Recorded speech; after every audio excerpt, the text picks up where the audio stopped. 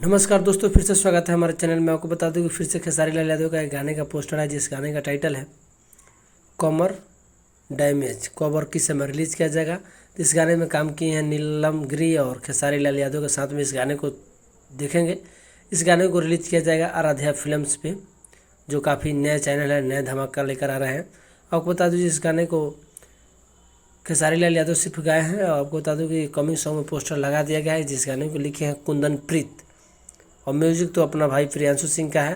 खेसारी लाल का ये भी गाना सुपरहिट होगा, जो कमर डैमेज है। तो गाना ब्लास्ट ही होगा, तो आप सब जाइए इस गाने को सुनिए आराध्या फिल्म्स पे। इसी तरह का वीडियो देखने के लिए मेरे चैनल को सब्सक्राइब करें और खेसारी लाल यादव का नए नए अपडेट जानने के लिए चैनल से जुड़ जाए।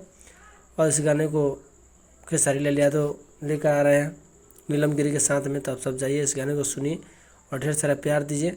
इसी तरह का वीडियो देखने के लिए मेरे चैनल को सब्सक्राइब करें। फिर मिलते हैं नेक्स्ट वीडियो में, तब तक जय हिंद, जय भारत, जय बिहार।